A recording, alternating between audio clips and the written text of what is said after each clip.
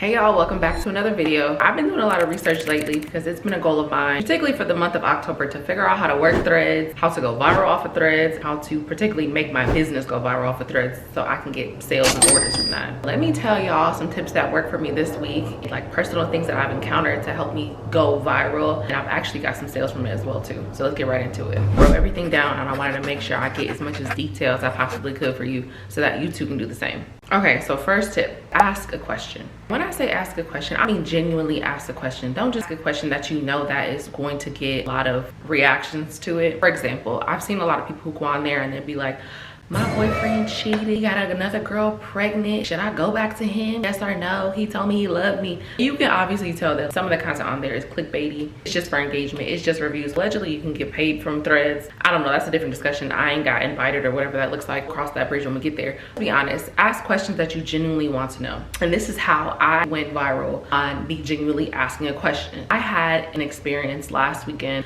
with a brand designer or a graphic designer. We kind of exchanged information. I had a meeting with her and I really wanted to way maybe about like rebranding some things in my business, like a logo, a secondary logo, packaging for new products that I have, packaging for the products that I already currently have. And she quoted me $25,000.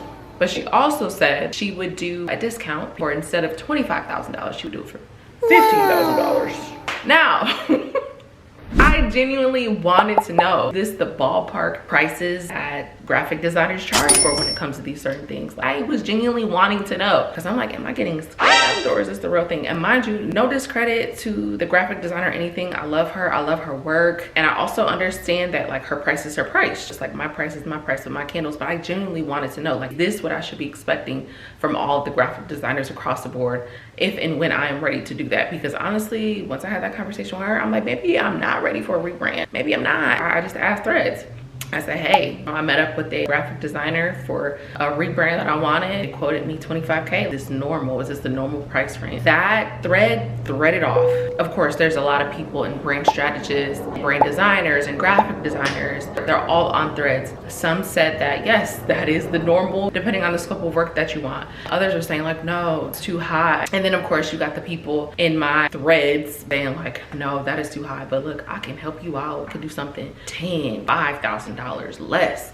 So let me get at you. Let me hop in your DM. Genuinely ask questions that you want to know. And like I said, I didn't think that that would get any type of engagement at all. Now that I kind of know how threads is, everybody wants to be an expert at something, wants to throw their opinion on you and essentially just feel like there's more value than someone else's, if that makes sense. Whatever question that you have, just make sure that you are genuinely asking it and not that it's coming across as like clickbait or just like for engagement or for views, because come on now, that's just silly. Now, I guess this could be like a part 2 on the asking of questions, like a genuine question that you want to know when it comes to your brand or your business. I did like a little different take on it. I am looking for my target audience in everything that I do. I feel like there's no better way than to literally call out who you are looking for, asking a question. I had one thread where I said, hey threads, well threads, it's like friends and threads. You get what I'm saying? Anyways, I said, I'm looking for candle lovers. The ones who love clean fragrances, hate that other company. For various reasons, loves all things aesthetic and looking to try new scents they probably never smelled before to create new memories in their homes. If that's you, come to the front. I linked my website as well on there too. So it's just little things like that. Didn't get as much as it got. First question that I asked, because I literally called out the graphic designers and the brand strategists. This is still me just trying to find my audience on threads without necessarily doing too much. Say it more in a way that's like very persuasive. I'm looking for you, you're looking for me, here are my products, you should try them. That's kind of like the approach that I go with that. So that's kind of like my part 2 of asking questions as well. Now with me going on threads and having that viral thread, asking graphic designers like, is this the normal price, what I should be expecting to pay when I want to rebrand or like just a few things refreshed in my business, you kind of want to keep up with the momentum. And I use the feedback that I received from that thread, capitalized on it to use more in my content with my threads. I had someone respond to me, another graphic designer, and she was just basically saying that was a little expensive for what they were asking. She also did take the time to be like, oh, I looked at your website, I looked at your packaging, it's nice and it's aesthetic. But she basically was like, it's black and white and that's boring, and I think that's probably where you could do with the rebrand, because you could do like a pop of color. That really resonated with me because I'm not someone who follows trends. I'm not someone who is big on color. I don't think that would be true to myself and true to my brand and what I've been representing over the past 4.5 years. Never had anything in question when it comes to color or branding, dealing with these things with my customers. None of my customers have ever mentioned, oh, you should do color, you should do this, you should do that. Always tell me that they love the aesthetic, luxurious it looks, how chic it is, how minimal it is. And I love that feedback because that's exactly what I want to exemplify in my brand. So when this graphic designer told me that, I was just like, you know what, let me take this and dig a little deeper, respond to her. So what I did was I used that thread conversation as leverage to post another threads. So many brand strategists tell me that I should add color in my branding, but I do not want to. I'm having an opinion, right? Have an opinion. Customers or people who aren't always say how chic, sleek, and luxurious my packaging is. It's gonna be hard to add color in my honest opinion. LOL, I literally put in my honest opinion. Opinion. I'll continue to push my products to my targeted audience. From that got over 1.8K views. There's a lot of graphic designers and a lot of brand strategists got right back to that as well too, to see that thread. And I really love this one girl in particular, her response. She says, as a brand strategist that loves color, I'm not sure why they would advise you to do something with your brand that doesn't align with your vision as a founder and what your audience wants. A large part of brand strategy is active listening of the client's needs. And I really love that. Yes, girl, you absolutely right. I didn't ask them to add any color. I wasn't specifically asking for bold print and all these types of things. Just simply asking, it's normal that I should be paying $25,000 for a rebrand. And because of that, the other girl decided that she wanted to give her opinion about my brand and what I could help to do to rebrand it. You need to make sure that you are paying whatever opinion that you have on something and you stand firm on it, and you give your reasoning and your backstory about why you stand firm on what it is. Tip number 3, I guess you could say, to make sure that you are helping to solve someone's problem. That is the nature of any business or service that you have essentially. Now it's just trying to use that and putting it on threads in a way that is not only simplified, but that people can see it and they can understand it when they're literally scrolling their timeline. Let me give you an example.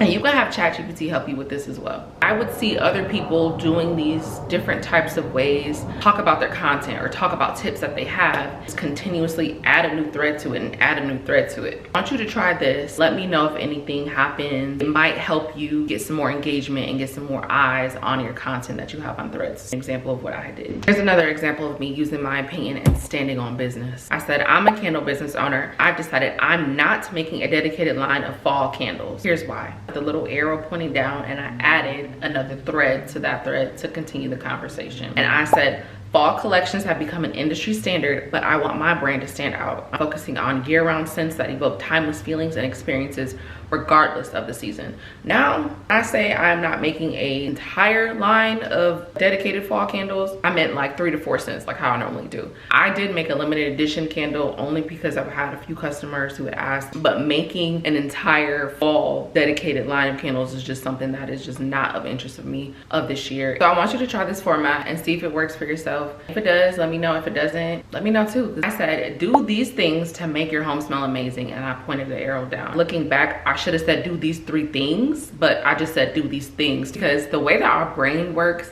is that we love seeing numbers. And I think that's something I'll improve on when I do my future threads. The first tip was to burn a candle in high traffic areas like your living room or kitchen. Use wax melters in smaller rooms for consistent fragrance. And the third one was switch between seasonal scents to keep it fresh. Looking back, there are a few improvements that I could have made. Also was pretty good. I have done clearly some more research on how to work threads. I feel like every day is just kind of different. I feel like there's also an algorithm that comes into play with threads. I try to make my threads as early as possible because if you think about it, it's kind of like Twitter for Instagram. I wouldn't really post anything particularly on the weekends or maybe like Friday evenings or like Saturdays. But if you are able to and you really want to test some things out, I would do it mainly like Sunday evenings because that's when everyone is home, everyone is on their phones, they're like settling down, they're getting ready for the week ahead, and they're just kind of just like mindlessly scrolling. Unfortunately, I do it sometimes too. Yeah, give it a try. Would not recommend it for like Fridays and Saturdays, but Sunday evenings, Monday mornings, Tuesday mornings, Wednesday mornings, Thursday mornings. But when it comes to Friday nights and Saturday nights, don't even do your threads. Also, what I'm noticing right now, videos and pictures don't really do well. In my opinion, that I have tried so far, it hasn't worked. Once I figure that out, see how the algorithm does and show what people are responding to, I'll keep you posted. And we're gonna have a part 2. Lastly, people love to see wins as a small business or small brand on threads. Whatever win that you have, or honestly whatever thing that you're struggling with, talk about it on threads, because people are wanting to see true authentic selves. People are tired of the fluff, the highlight reel, which is basically Instagram. People want to see the real. Like, you're struggling in your business or going through something in your business, or you had like a failed launch. Well, I've had plenty, okay?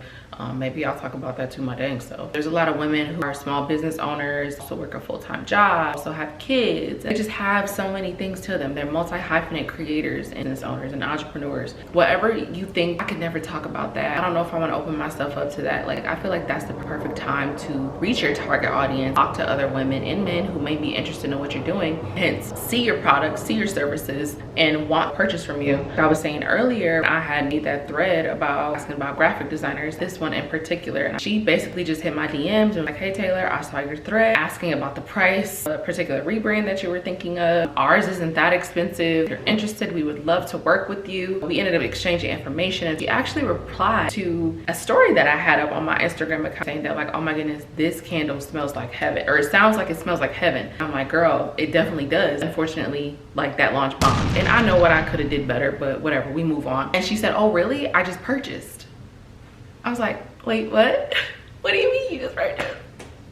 Someone who always has my phone on do not disturb, scroll down on my notification bar and it said Shopify account, and it was from her. So shout out to Erin from Third and Market. I think that just resonates a little bit harder. Building those genuine connections and building a community on this platform is such a great thing. A lot of people need to be tapped into it for sure. I know when I am ready with my business, Erin is definitely gonna be my go-to. I'm not even gonna look at nobody else. So she took the extra time to not only talk to me, but really went to my website and was like, oh, I want that candle. Like, she purchased without even thinking about it.